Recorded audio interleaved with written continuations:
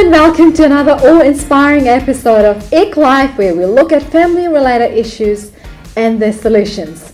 We are always happy to have you with us, and we look forward to discussing with you about success in your family's life, because things that matter most should not be left at the mercies of things that matter least.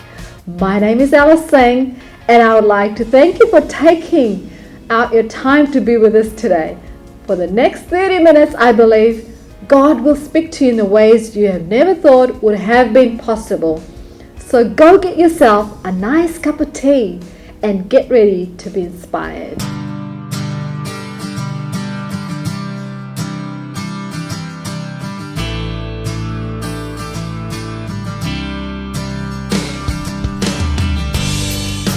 शांति का राजा यीशु तू ही है, मुक्ति दाता यीशु तू ही है, संकट में सहारा यीशु तू ही है, दुनिया में हमारा यीशु तू ही है।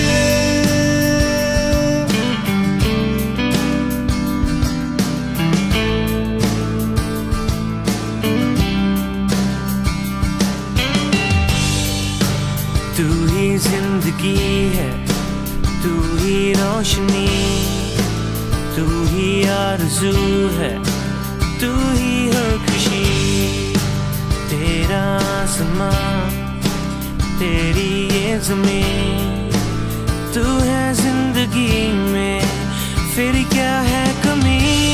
यीशु तेरा नाम सबसे है महान, दुनिया में कोई नहीं है तेरे समान। यीशु तेरा नाम सबसे है महान, दुनिया में कोई नहीं है तेरे समान।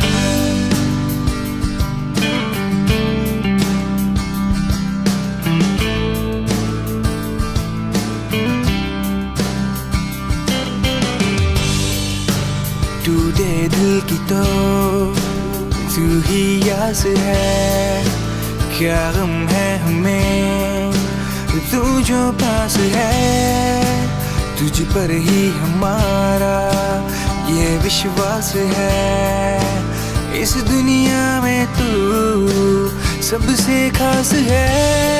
यीशु तेरा नाम सबसे है महान, दुनिया में कोई नहीं है तेरे समान। यीशु तेरा नाम सबसे है महान, दुनिया में कोई नहीं है तेरे समान। यीशु तेरा नाम सबसे है महान, दुनिया में कोई नहीं है तेरे समान। नमस्कार दोस्तों, एक लाइव पर आपका हार्दिक स्वागत है, जहां हम आपको जीवन आधारित प्रश्नों का उत्तर लाते हैं। हमें बड़ी खुशी कि आप अपने बहुमूल्य समय को हमारे साथ में दे सके। आज के इस कार्यक्रम में हम आपसे बातचीत करने जा रहे हैं गहरे रिश्ते के बारे में। जी हाँ, हर परिवारों में, हर दोस्ती में, हर संबंध में गहरा रिश्ता होने से ही ज़िंदगी में बड़ा मज़ा आता है। और जैसे कि आप जानते हैं कि एक परिवार की बुनियाद, एक परिवार की बुनियादी के लिए रिश्ते बहुत इंपॉर्टेंट हैं।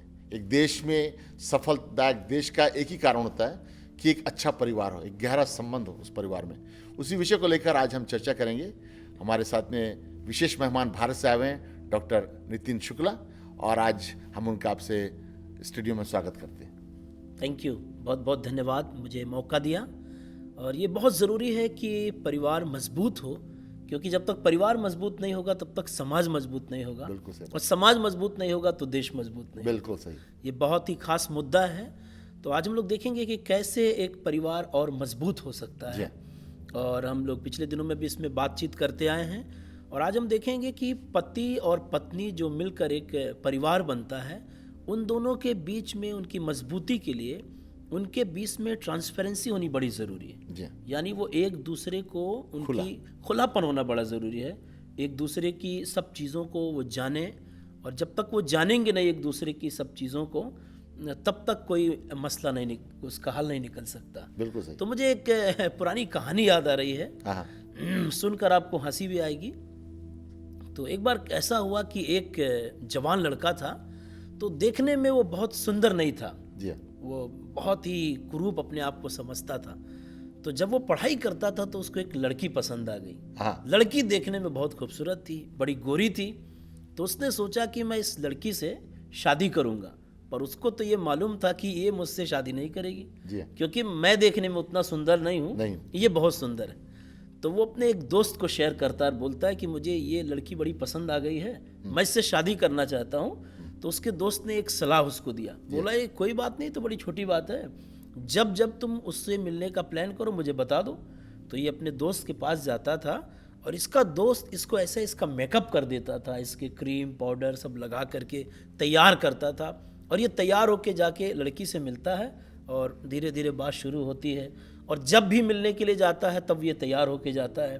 तो लड़की ने इसको पसंद कर लिया और उसने बोला कि आप मुझे पसंद हैं, मैं भी आपसे शादी करना चाहती हूँ। तो धीरे धीरे बात पक्की हो गई, शादी की तैयारी होने लगी।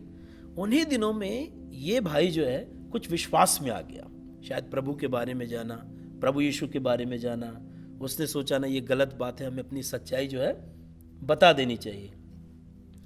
तो शादी से कुछ दिनों पहले ये जाता है और लड़की को बुलाता और वो अकेले में बोलता मुझे आपसे मिलना है, कुछ बहुत ज़रूरी बातचीत करनी है।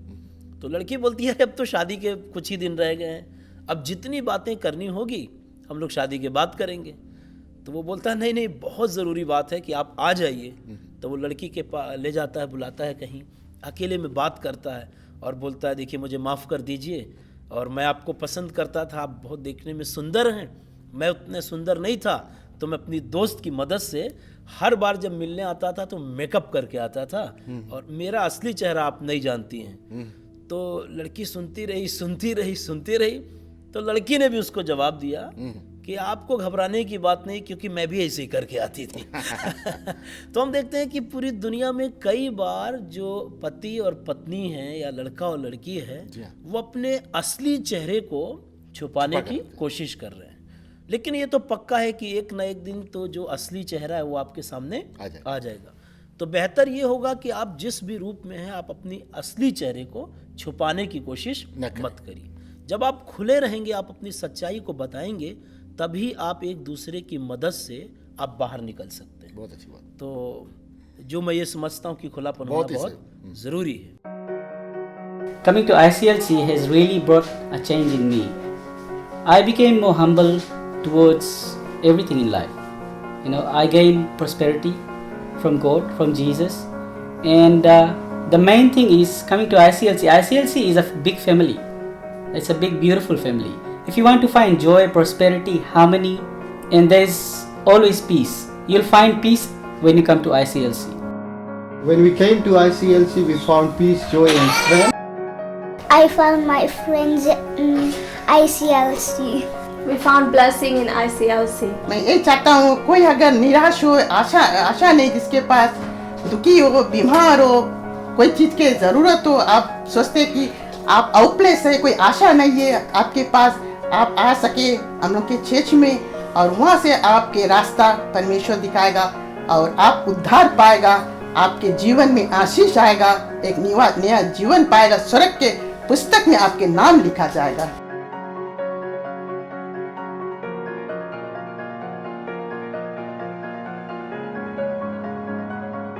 साहब आप बता रहे हैं कि ये जो ट्रांसपेरेंसी कौन कौन से एरिया में पर्टिकुलरली फैमिलीज हस्बैंड वाइफ को होना चाहिए?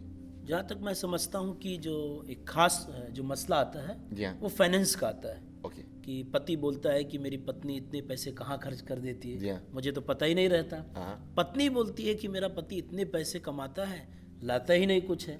तो ये एक बहुत ही मेजर इश्यू है कि हम जो हमारा जो आर्थिक स्थिति है हमारे घर की, हम अगर पति पत्नी दोनों लोग काम कर रहे हैं तो एक दूसरे के प्रति उनको इन्फॉर्मेशन देना जरूरी है। मैंने बहुत क्लियरली बताया कि आप कितना कमा रहे हैं, कितना दोनों का। जी हाँ, बिल्कुल बहुत जरूरी है, छिपाना नहीं चाहिए उससे। और अच्छा रहेगा कि अगर वो एक दूसरे को जानेंगे तो वो उनको ये पता रहेगा कि हमें इतने पैसे अर्न करने, इतने खर्च करने हैं। प्लानिंग करने में अच्छा हो। प्लानिंग करने, मैं तो ये बोलता हूँ कि जैसे अगर आपको घर चलाना है, पति बजट पत्नी कर बजट कर लें, हाँ। और दोनों अगर $1000 अगर मान लीजिए कमाते जी हैं, हाँ। तो वो अपने कमाई का जैसे $300 हस्बैंड, $300 वाइफ एक सेविंग। ही जगह रख दें, हाँ। कि चलो अपन मिल के हम लोग अपने फैमिली के सारे खर्चों को चलाएंगे। उसमें उसके बाद उनके पास जो पैसे बचते हैं वो अपना सेविंग कर सकते हैं कि आने वाले भविष्य के लिए, उनके बच्चों के जी लिए, हाँ। उनके जीवन के लिए कुछ प्रतिशत दोनों मिल करके जमा कर सकते हैं। और ईश्वरीय सेवा के लिए जो भाग उन्होंने अपना मिल करके रखा है उसको अलग कर सकते हैं। तो इसलिए जब मिलजुल के बातचीत करेंगे और जब जानेंगे तो बहुत आनंद उठाएंगे अपने हिस्से का, क्योंकि अब जो धन है, जो पैसा है, किसी एक का नहीं है, दोनों का मिला करके दोनों के देखिए, ये एक बड़ा प्रॉब्लम हमारे समाज में कि लोग हम सोचते हैं कि मैं कमाता हूँ, मेरा पैसा, तू कमाती तेरा पैसा, ये मेरा तेरा। बहुत से घरों में मैं जाता हूँ तो हमारे यहाँ ऐसा कि लोगों के घर में ये मेरा कबर्ड है, ये तेरा कबर्ड है, ये मेरी कार है, ये तेरी कार है, ये मेरे परिवार है, ये तेरे परिवार है। ये बहुत ही ज़्यादा कॉमन है परिवार। तो कैसे हम मिला सकते हैं इस बात? नहीं, प्रोटेक्ट करना जरूरी है। हाँ। हमको ये जानना कि ये वाइफ ये अर्न करती, हस्बैंड ये करना, उसके हम चीज़ों को प्रोटेक्ट करें। पर हमको ये जानना है कि हम दोनों के पास जो कुछ, हम दोनों एक ही हैं, हम दोनों मिलकर एक ही हैं, और हमको एक साथ ये मिलकर के काम करना है, और ये बहुत ज़रूरी है। जी हाँ, बाइबल ये भी कहती है कि जब दो स्त्री और पुरुष एक साथ आ जाते हैं तो दो नहीं लेकिन एक बन जाते हैं। जी हाँ, है ना? बिल्कुल। जब खुदा इंसान को जोड़ता है, दो बंधनों को, पति और पत्नी को, तो एक हो जाते हैं, एक शरीर हो जाता है। बहुत ही अच्छी बात। और कौन सा एरिया जिसमें आप सोचते हैं कि ट्रांसपेरेंसी या ओपननेस होना एक्चुअली चाहिए? जो है ये ट्रांसपेरेंसी इसलिए नहीं है क्योंकि कई बार पति की कुछ आदतें ऐसी होती हैं अच्छा जो वो चाहता है कि आदत पत्नी को पता न चले। हाँ जैसे मान लीजिए अगर गलती से उसको एक शराब पीने की आदत है, हाँ तो शराब पीने की जो आदत है उसमें खर्चे लगते हैं। जी हाँ, तो उसको $10 बचाना पड़ेगा कि मुझे शराब पीने के लिए $10 चाहिए, और वो ये चीज़ पत्नी को बता नहीं सकता। तो वो $10 तो एक दिन के लिए हुआ, पर अगर वो महीने भर का किया तो उसका $300 हुआ। तो उसको एक सेपरेट अमाउंट अलग करके रखना पड़ता है, वो छुपा करके रखना पड़ता है। वो पत्नी को नहीं बताता है, कि अगर वो बताएगा तो उसको पता चल जाएगा कि उसकी पत्नी समझ जाएगी कितना पैसा खर्च होता है। Coming to ICLC has really brought a change in me. I became more humble towards everything in life. You know, I gained prosperity from God, from Jesus, and the main thing is coming to ICLC. ICLC is a big family. It's a big, beautiful family. If you want to find joy, prosperity, harmony, and there's always peace, you'll find peace when you come to ICLC. When we came to ICLC, we found peace, joy, and strength. I found my friends in ICLC. We found blessing in ICLC. मैं ये चाहता हूँ कोई अगर निराश हो, आशा नहीं जिसके पास, दुखी हो, बीमार हो, कोई चीज़ की ज़रूरत हो, आप सोचते कि आप आउटप्लेस है, कोई आशा नहीं है आपके पास, आप आ सके हम लोग के चर्च में, और वहाँ से आपके रास्ता परमेश्वर दिखाएगा और आप उद्धार पाएगा, आपके जीवन में आशीष आएगा, एक नया जीवन पाएगा, स्वर्ग के पुस्तक में आपके नाम लिखा जाएगा।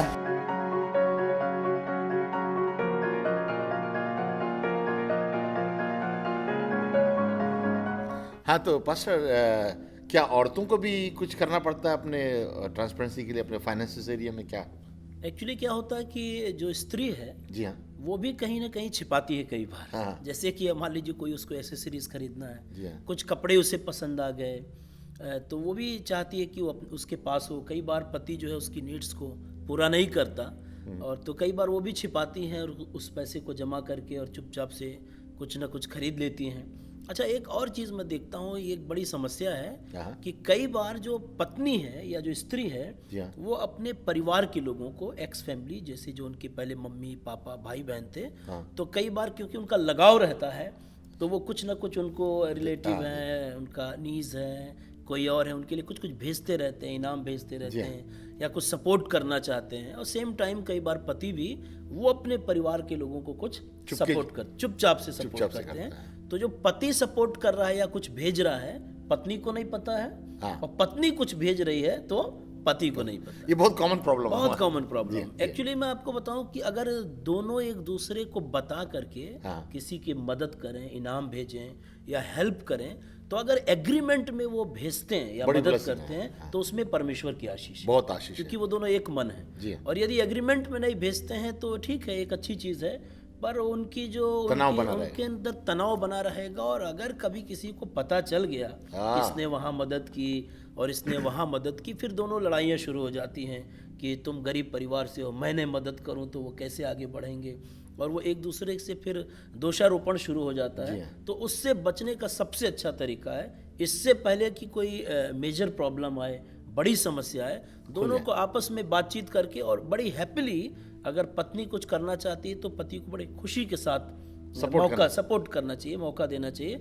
और पति कुछ करना चाहता है तो पत्नी को, क्योंकि वो दोनों अब तो एक ही है ना, अब दोनों का परिवार भी एक परिवार होता है। तो इस तरीके से हम अपना खुलापन या ट्रांसपेरेंसी बनाए रख सकते हैं और बड़े विवाद से बच सकते हैं, और हम एक हैप्पी लाइफ को एंजॉय करेंगे। Very good, very good. मैंने बहुत ही जरूरी दोस्तों, to be transparent in relationships. यदि आपके पारिवारिक जीवन में पति पत्नी खुले दिल से हर बातों को खुला रखेंगे तो संबंध बड़ा मजा रहता है। कई बार इवन आपकी मोबाइल फोन्स वगैरह जो हैं, इस समय पासवर्ड ना डालें, बी ओपन, ट्रांसपेरेंट रहें अपने कम्युनिकेशंस में। घर के कंप्यूटर को खुला रखें, फेसबुक्स, ये सब चीज़ों में आपका बहुत ट्रांसपेरेंसी रहनी चाहिए। रिलेशनशिप्स को मजबूत रखने के लिए ये बहुत ज़रूरी है कि हम अपने कम्युनिकेशंस पति पत्नी जो खुले रखें, अपने जो भी दोस्तों से हमारा संपर्क हम बता के रखें, जिससे कि हमारे संबंध मजबूत रहें और प्यार भरा रहे। बहुत ही महत्वपूर्ण बात आपने बताया। Community.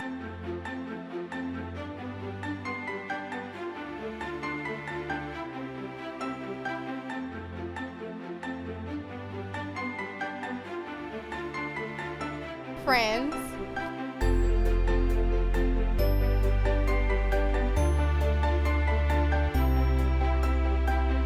Family.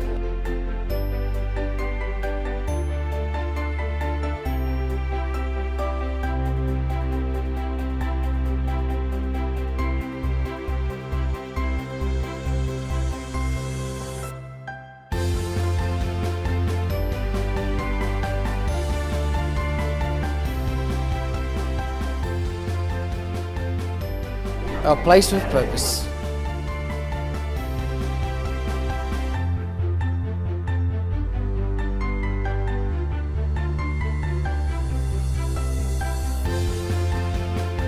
Indian. Christian. Life. Center.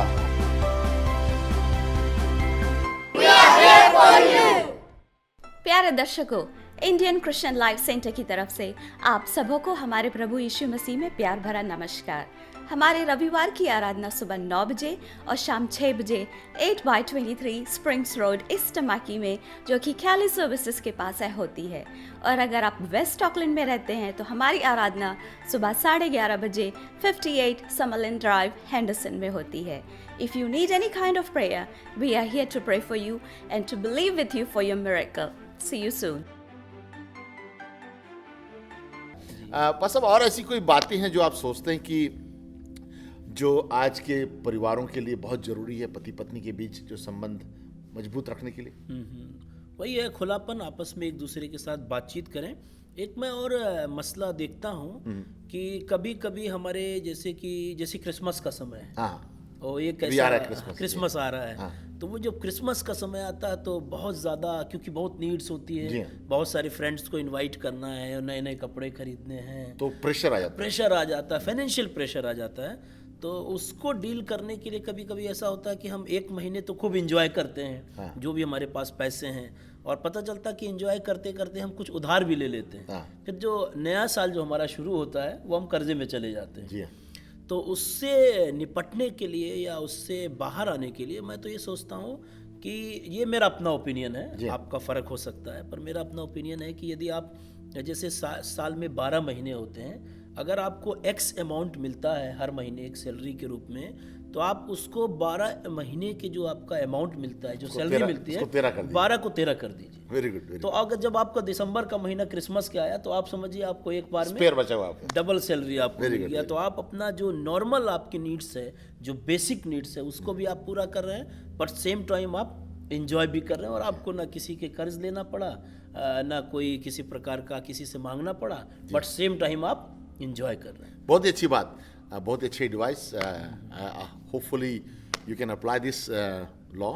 एक और चीज़ मैं सोच रहा था, काम में, ऑफिस में जो कई बार हम छिपा के रखते हैं हमारी बातचीत, या उस विषय पर पति पत्नी जो होते हैं खुल के कहीं काम में, ऑफिस के फंक्शंस में जाना हो, और पत्नी का सपोर्ट चाहिए, और पति एक्सपेक्ट कर रहा है कि पत्नी आए लेकिन नहीं जा रही है, ये भी एक अनदर प्रॉब्लम है। ये बहुत ज़रूरी है, बहुत ज़रूरी है, क्योंकि कभी कभी ऐसा होता है कि जिस ऑफिस में पत्नी काम कर रही है, वहाँ कोई ऐसा फंक्शन हुआ जहाँ पर सब लोग फैमिली के साथ आ रहे हैं, एक फैमिली गैदरिंग है, और कई बार हस्बैंड भी क्योंकि वर्क कर रहा है, इसके ऊपर बहुत वर्कलोड है, उसको मालूम अगर मैं यहाँ पर वर्क छोड़ दूंगा तो मेरा $100 लॉस हो जाएगा। पर $100 लॉस होना अच्छा है, उससे बगैर आप अपनी फैमिली को सेव कर सकें। तो उस समय हमको भी देखना पड़ता है कि हमको देखना होगा कि हम जा करके हमको उस समय अपने परिवार को बचाना है, उसको रिस्पेक्ट देना, उसको इज्जत देना है, और समाज में जब हमारी पत्नी जहाँ काम करती है, लोगों को ये पता चल सके उनका पति उनका कितना केयर करता है, कितना प्रेम करता है। सेम टाइम हस्बैंड के साथ भी होता है। अगर उसके ऑफिस में या कोई ऐसा सेलिब्रेशन है जहाँ पर ऐसा ज़रूरी है कि पूरा परिवार आए, तो पत्नी को भी इनिशिएटिव लेना चाहिए, और उसको खुद से इनकरेज करे कि ज़रूर हम इसमें जो है ज़रूर से शामिल होंगे, और तब इस तरीके से दोनों पति पत्नी का संतुलन आपस में बना रहने पाएगा। मैं सोचता हूँ कि जैसे बाइबल बताती है कि चींटियाँ जो हैं, चींटी वो मिल के काम करती है, वो निर्बल जाती है, छोटी जाती है, बहुत देखने में छोटी है, पर वो धूप काल में अपना आहार जमा करती है, ताकि जब बारिश का समय आए तब उसको नुकसान उठाना ना पड़े। तो वही मैं कहना चाहता हूँ कि पति और पत्नी अभी वो अनुभव में छोटे हैं, नई शादी हुई है, वो बहुत ज़्यादा नहीं जानते, पर उनको पहले से ही तैयार होना पड़ेगा आने वाले कल के दिन को उससे लड़ने के लिए, जीतने के लिए। तो अगर शुरू से ही वो अपनी तैयारी करेंगे, तो आने वाले दिनों में ऐसी कोई बारिश नहीं है जो उनको नुकसान जो है। बहुत ही अच्छी बात। जी दोस्तों, यदि आप जानते हैं कि आपके जीवन में बहुत सी चुनौतियाँ हैं, पारिवारिक समस्याओं का, तो हमारे ऑपरेटर्स इस समय आपके फ़ोन का इंतज़ार कर रहे हैं। नीचे दिए हुए नंबर पर हमें आप संपर्क करिए या हमें टेक्स्ट करिए, और हम आपके साथ प्रार्थना करेंगे, हम आपकी सहायता प्रदान करने की कोशिश करेंगे कि आप और भी आपके वैवाहिक जीवन में आनंद की बहार आ सके। तो दोस्तों, आज हम हमारे साथ में भाई नितिन शुक्ला हैं, जो आगे हमसे बातचीत करते रहेंगे, और मैं हमसे 1-2 प्रश्न और पूछना चाहता हूँ। ये रहा हमारा विषय, जो कि पर्टिकुलरली जो कहते हैं कि वाइफ की बातों को सुनना। कई बार ये हमारे कॉमन इंडियन में कि मैं आदमी हूँ, मैं घर चलाऊंगा, औरत की बात कौन सुनता है, घर का तो मैं हूँ, मैं किसी के नीचे नहीं रहता। ये हमारे भारतीय आदमी का बहुत ही कॉमन है, मैं मर्द हूँ, मर्द किसी की सुनता नहीं है। मैंने ये इस पर क्या आपका विचार है? एक्चुअली पति को ये समझना है कि जो पत्नी है, जी हाँ, वो उसकी सहायता के लिए परमेश्वर ने दिया है। सहायता। पति जो है अधूरा है जब तक पत्नी उसके जीवन में पूरी ना आ जाए। और कभी कभी ऐसा होता है कि जैसे कोई आदमी, पति पत्नी घर पे हैं और अचानक से कोई आदमी आ गया, ऐसा बहुत बार हुआ है, और वो आदमी आके कहने लगा, देखिए सर मैं बड़ा बीमार हूँ, मेरी ये समस्या है, मुझे जरा कुछ पैसों की मदद कर दीजिए। होता क्या है कि पति जब तक सुन रहा है, और जो स्त्री है, जो औरत है, उसका जो इंट्यूशन है वो बहुत स्ट्रांग है, उनकी भावनाएं, क्योंकि वो पति के मन से जुड़ी हुई है, परमेश्वर ने उसको ऐसा जोड़ा है, तो वो सुनते वो महसूस कर लेती है कि ये नहीं, ये जो पैसे मांग रहा है, ये कुछ शराब वराब पीने के लिए मांग रहा है, वो नाटक कर रहा है इसके अंदर। तो वो धीरे से आके पति को बताती है कि देखिए जो है आप देना चाहते हैं ठीक है, तो लेकिन दीजिएगा मत, हो सकता है ऐसा हो जाए। तो कई बार हम लोग जो पत्नी का जो एडवाइस है, जो सलाह है, अगर हम उसको सुन लेंगे तो अपना ही नुकसान उठाने से हम बच सकते हैं। जी हाँ, बहुत ही बुद्धिमानी। तो बहुत ज़रूरी है कि पति पत्नी की सलाह को, बातों को माने। और देखिए, पत्नी को भी बहुत होशियारी दिखानी। पत्नी किसी चीज़ को पति के ऊपर थोप नहीं सकती, उसको बहुत ही वाइजली अपनी बात को प्रेजेंट करना है, ताकि रिस्पेक्टफुली उसका पति उसकी एडवाइस को, मैंने कोड लैंग्वेज यूज कर रिसीव कर ले।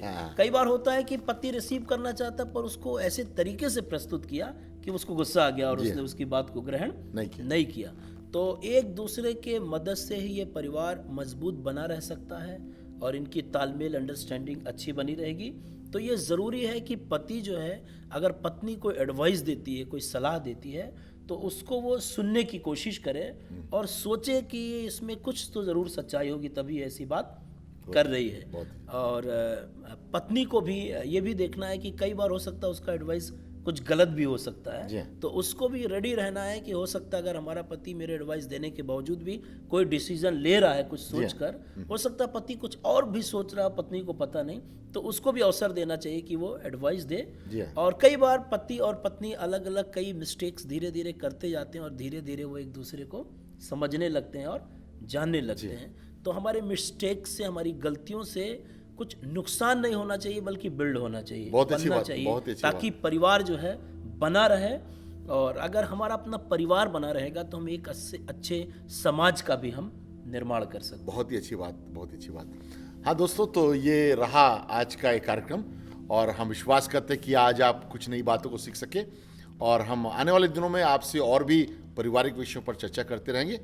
यदि आप चाहते हैं कि हम आपके लिए प्रार्थना करें या किसी प्रकार की सहायता प्रदान करें जिसमें कि आपके वैवाहिक जीवन में उन्नति आए, तो आप हमें संपर्क करिए। इस समय हमारा टेलीफोन नंबर नीचे दिया गया है, हमारी जो वेबसाइट्स का डिटेल है, हमारे फ़ोन नंबर्स हैं, आप हमें ज़रूर टेक्स्ट कर सकते हैं या फ़ोन कर सकते हैं। साथ ही साथ हम आपसे सुनना चाहते हैं कि आज का ये कार्यक्रम आपको कैसा लगा, क्योंकि आपकी एडवाइस, आपकी बातचीत के द्वारा हमें बड़ा मज़ा आता है सुनने में कि कैसे हम आगे बढ़ा सकते हैं इस कार्यक्रम को। सो दोस्तों, हम आशा करते हैं कि आप हमको ज़रूर संपर्क करेंगे और हम ये चाहते हैं कि आपके परिवारों में ईश्वर की शांति, ईश्वरीय आनंद और ही बहुत ही लाभप्रदमय जीवन आपका हो। आप इस देश में जब रहते हैं तो हमारी यही प्रार्थना है कि आप हमारे देश के लिए, हमारे समाज के लिए एक उदाहरण का कारण बन सकें और हमारी यही प्रार्थना है कि ईश्वर आपको बहुत आशीष दे। धन्यवाद अपने समय के लिए, इस कार्यक्रम के सुनने के लिए।